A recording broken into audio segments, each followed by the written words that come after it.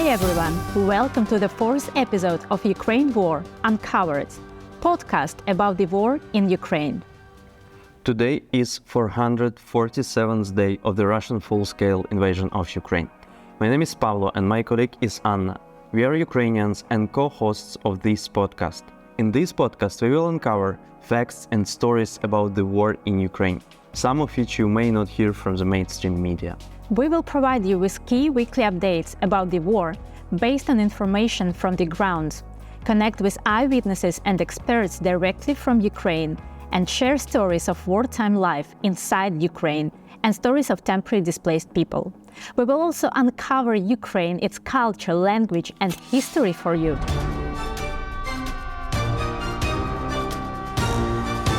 In this episode, we will cover the siege of Mariupol and heroic fighting of Ukrainian soldiers at Azovstal steel plant. We will cover the chronology of the events, brief you on rescue operations that happened at that time, and what is going on with those who's in Russian captivity today. So, moving on to the topic of the week, we've selected this topic for the reason that 20th of May 2022 being the day when soldiers and civilians were ordered to leave Azovstal, the last place of resistance in Mariupol, and surrendered into Russian captivity. So, what is the chronology of events? On 24th February 2022, Mariupol was attacked by several missile attacks. On February 27, Russians military approached Mariupol from the east, coming from the Crimean Peninsula. On March 2nd, Mariupol was surrendered by Russian military. On March 16th last year, Russians dropped 500 kilos bomb on the Mariupol theater where civilians were hiding, and the word "children" was written at the entrance. Around 130 people were saved, at least around from 500 to 1200 were inside at the moment of shelling. On 17th of March, according to Territorial Defense of Mariupol, Ukrainian military controls only half of the city. According to a preliminary estimate, about 80% of the city households have been destroyed, of which almost 30% cannot be restored. 7th April, according to local government data, 90% of the infrastructure of Mariupol was destroyed. More than 2,000 residential buildings, 61,000 people private houses, 7 hospitals, 4 polyclinics, 7 higher education institutions, 70 kindergartens, and many more. On 11th April, at that point, Russian soldiers abducted around 33,000 of Mariupol citizens and sent them to Russia and occupied territories of Donetsk area.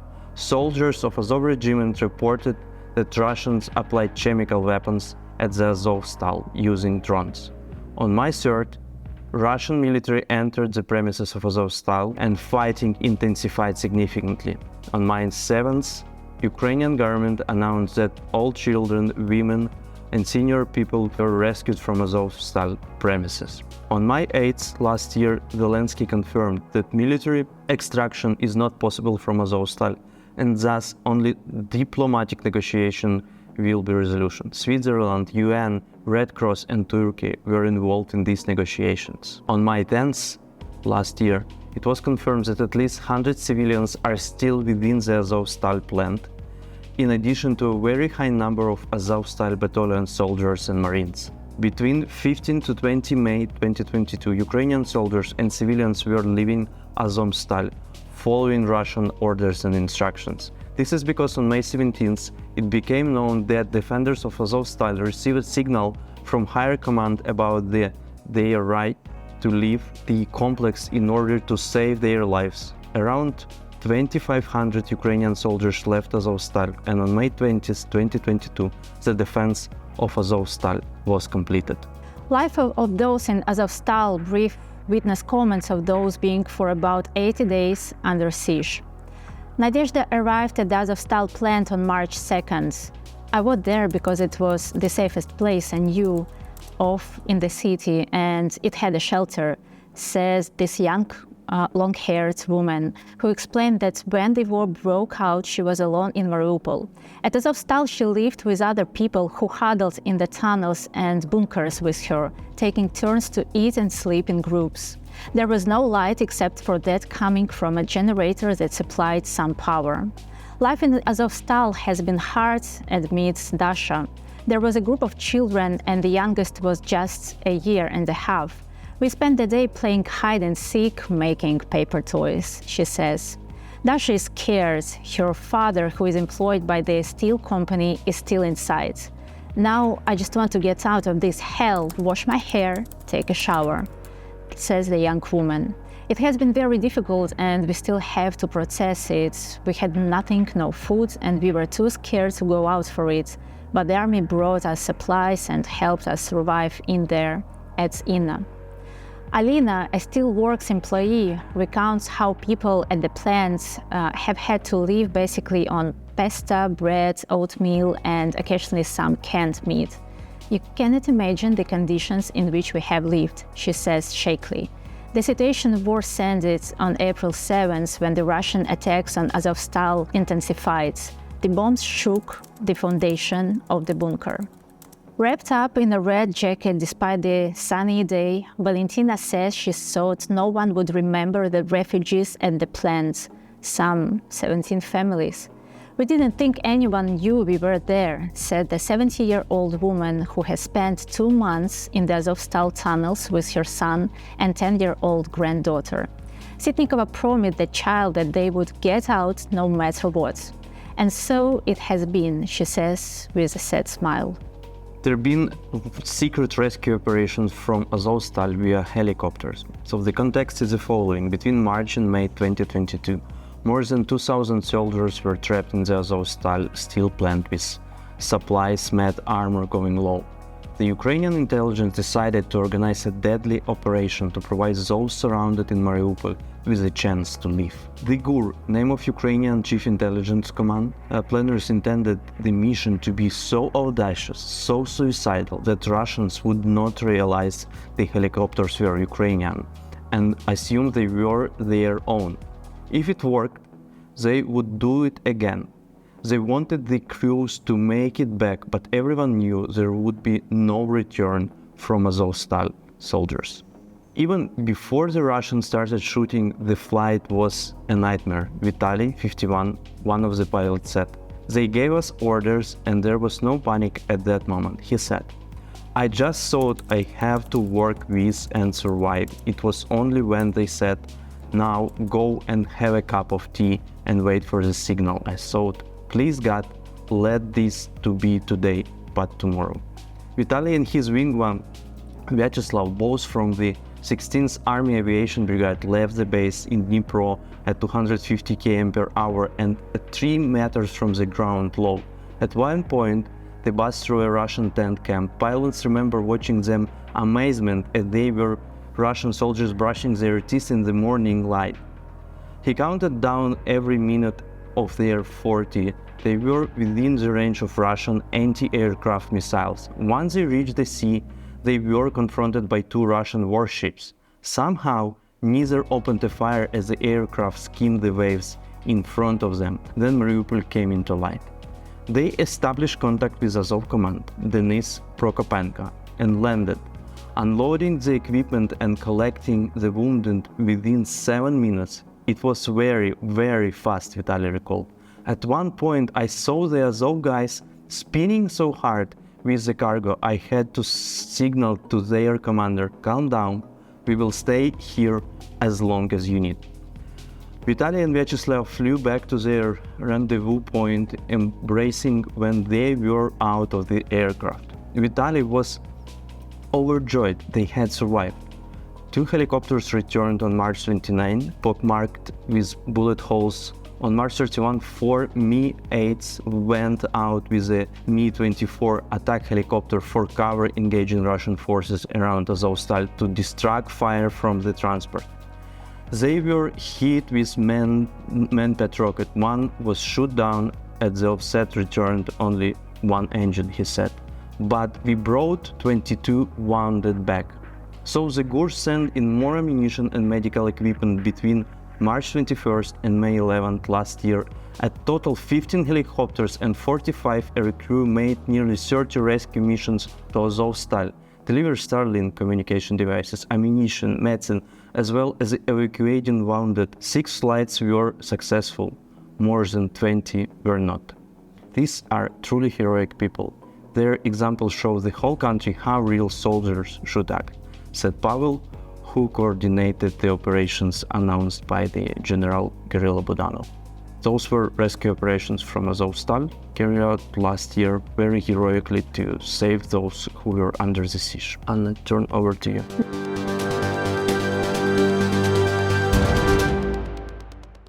Now we will move to captivity in Russia and exchanges back. On June 29th, the first exchange of prisoners took place, as a result of which 95 defenders of Mariupol and Azovstal came back home. In the summer, numerous reports began to appear that the Russian occupiers were preparing the so-called trial of the defenders of Azovstal, the Azov regiment, which was meant to take place on August 24, 2022, on the Independence Day of Ukraine. On August 22, Ukrainian President Volodymyr Zelensky said that if the so-called trial takes place, Ukraine will refuse any negotiations with Russia. On August 24th, the so-called trial didn't take place. 28 July 2022, Russians executed 53 and injured 130 prisoners of war from the Azov battalion who were held in Alenivka prison that was transformed into an filtration camp by Russians. Russian version of the event was that Ukrainian military hit the prison with the HIMARS missile. Nevertheless, an independent investigation by CNN denies this claim. 29 September 2022 was the second massive exchange of prisoners of war from Mariupol and Azovstal. 182 soldiers were returned, including 5 commanders who were obligated to stay in Turkey until the end of the war. The deal was arranged by Turkey's President Erdogan. Also, 10 foreign soldiers were released in Saudi Arabia, including 5 British and 2 United States citizens. As part of the exchange, Ukraine released the most influential pro-Russian politician in Ukraine, Viktor Medvedchuk. At this point, around 2,000 Mariupol and Azovstal defenders are prisoners of war in Russia, including 700 of the Azov regiment.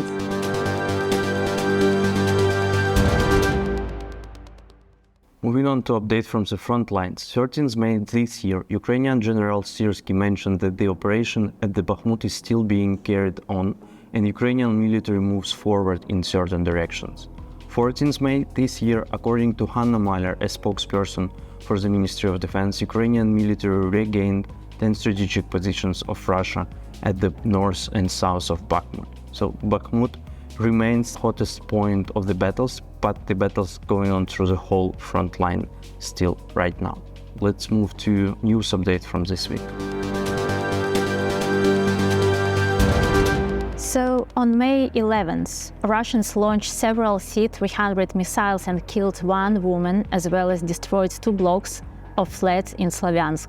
Russians attacked Veliki Burlik in the Kharkiv region, injuring 2 women. 9 people were injured because of a Russian missile attack in Toretsk, a town close to Bakhmut. On May 12th, Russians destroyed a farm with a missile in Izyum area, killing a 30-year-old man. In Kherson area, Russians fired a missile at a private household, killing 2 women. On May 13th, Russians launched several missiles on a critical infrastructure in Khmelnytsky region, western Ukraine, injuring 21 people and destroying hospital premises, railways, and local households. Kyiv and Mykolaiv were attacked by Russian drones in the night. Ukrainian anti-missile defense forces shot down 17 out of 21 drones. Overall, Russians launched a missile attack on 11 out of 24 regions of Ukraine that day. In the Bryansk area, it's Russia, 2 helicopters and 2 military jets crashed with no pilots surviving. Ukrainian band Tvorcha got 6th place in the Eurovision Song Contest. The Eurovision trophy was passed from the Ukrainian blue and yellow flag to Sweden, having identical colors. Hopefully, we can exchange bags next year. As a reminder, Ukraine won the Eurovision last year with the song Stefania by Kalish Orchestra, with the UK being second. Ukraine was not able to host Eurovision in 2023 due to military activities in Ukraine, and thus Liverpool was honored to hold a combined Ukrainian-British Eurovision. Whilst the song contest was held at 11,000 capacity venue, the Bank Stadium, the organizers created an entire Eurovision village that, among others, featured Ukrainian food and symbols. Liverpool was ready to have Ukrainian guests there. Same day, Zelensky visited Italy, where he met Giorgia Meloni and Pope Francis, discussing Ukraine-related issues. On May 14th, Russians attacked Ternopil in western Ukraine with air missiles at the night when the Ukrainian Eurovision held in Liverpool. Rather a symbolic attack from Russians, Ukrainian military reported 25 drones and 3 rockets were shot down that night. Russian Ministry of Defense reported the deaths of their 2 generals in Bakhmut. As of November 2022, 20 Russian generals were killed in Ukraine since February 2022, according to the Japanese analytical center Nikkei, who relies on Japanese and US intelligence. The first losses among high-rank military was caused via tracking the generals' calls by Ukrainian intelligence that allowed it to locate them. After the phone calls were banned among Russian troops, generals were mainly indirect targets as Russia still pursued the tactic of sending generals close to the front lines. Check and Joe, Russian officers killed in Ukraine, reports that losses of high-ranking Russian army officers in Ukraine stand at 1,400 servicemen as of 1st November 2022. Zelensky visited Berlin, where he held talks with Olaf Scholz and tweeted about these meetings.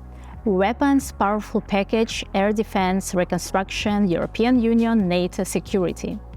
Berlin then announced a massive €2.7 billion weapon package. According to the German Ministry of Defense, the package includes 20 more Marder fighting vehicles, 30 Leopard 1 tanks, and 4 Iris-T SLM air defense systems. Then, Zelensky went to Paris to meet with Emmanuel Macron to discuss the bilateral relationship between Ukraine and France. On May 15th, Russians launched a missile attack on a hospital in Avdiivka, killing 4 people. Zelensky met Rishi Sunak in London to discuss the training of Ukrainian pilots for F-16 jets, as well as long-range missiles for Ukraine. On May 16, Russians attacked Kyiv overnight from various directions, using drones, cruise missiles, and possibly ballistic missiles. The Kyiv authorities report that the vast majority of enemy targets were destroyed. Ukrainian Air Force reports that destroyed 6 Daggers, 9 Caliber, 3 ballistic missiles, and 9 military drones of various types during a night attack by Russians. Russian night attack in Kyiv caused destruction of 4 buses and a garage burned down. Glory to our air defenses. Quite a night and quite a week in Ukraine and trip for the president, but now we want to move to our next topic of the podcast, week in the history of Ukraine. And this topic we want to connect with the events and topic of this week. So on May 15, 2022, the Ukrainian Kalosh Orchestra won Eurovision Song Contest by wide margin, with the Czech Stefania gaining a record 631 points in total from the international jury and the audience. The most important thing happened after the performance of the Kalosh Orchestra. Frontman Oleg found literally a few seconds after the performance to say words that the whole country expected from him. I am asking you all. Please help Ukraine, Mariupol! Help Azovstal right now! The musician urged to support our defendants of Mariupol. This impassioned appeal was heard live on the air of the competition, which watched by millions of viewers around the world. So because of that, we wanted to connect it with the story of the week. And now we move to the word of the week. It's palyanytsa. Literally means a type of a traditional Ukrainian hearth-baked bread made mostly of wet flour in a home oven.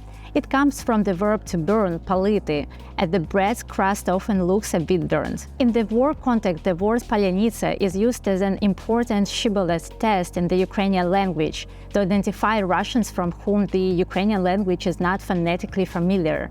It was used extremely widely during the first days of war, when a high number of Russian saboteurs were present in urban and rural areas of Ukraine. Скажи паляниця. Palyanytsa.